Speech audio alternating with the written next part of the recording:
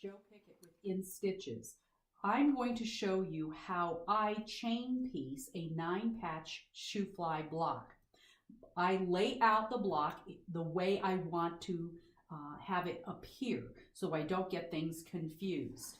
The first thing that I do is I take the top 2 patches and line them up, and I determine which direction the seam is laying and make sure that I don't inadvertently catch it. So this one's going to be down and facing toward me. Get my leader started, get a nice little chain going.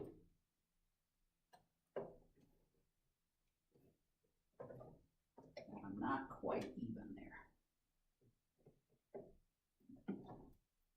Snug my fabric up against the needle. Get it started. And sew a nice even seam with my 1/4 inch guide. Then I take the next 2. I don't have to worry about a seam in this block, this pair. Do the same thing. Notice I'm snugging my needle up against the fabric and putting it up against the guide, and I'm giving very little pressure to my fingers. I'm letting the machine do all of the work and just letting it sew. Then I go to these 2. This time I'm going to flip the block up so that I don't inadvertently flip that seam over. This is one of the ways that you save yourself a lot of time and you end up with a nicer look. And then you won't have to rework things or unpick things to fix a flipped seam. Then I go to the beginning of my chain. I can remove my leader. I snip off the first one. Notice I'm not disconnecting the others yet. Verify it's the direction that I want it to be. Flip it. Line things up visually and physically. Snug it up underneath my needle, or underneath my foot, up against the needle.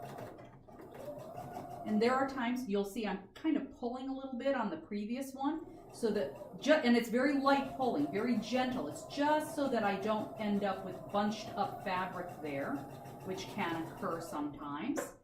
Come back, snip off the next one, open it up, line it up, align things.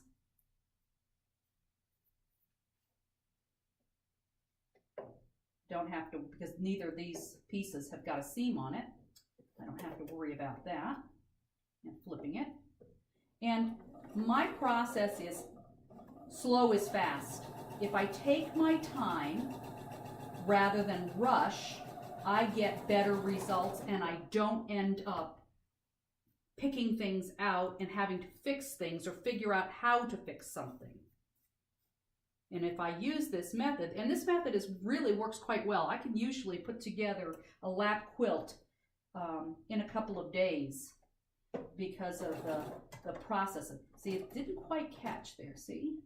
So I'm going to, there we go. Gentle, there we go. Just not quite grabbing sometimes. And sew it all the way to the end.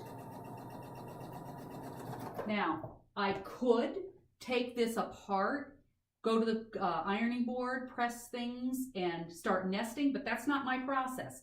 What I do is I go and I get my next group, lay it out again, do the same thing.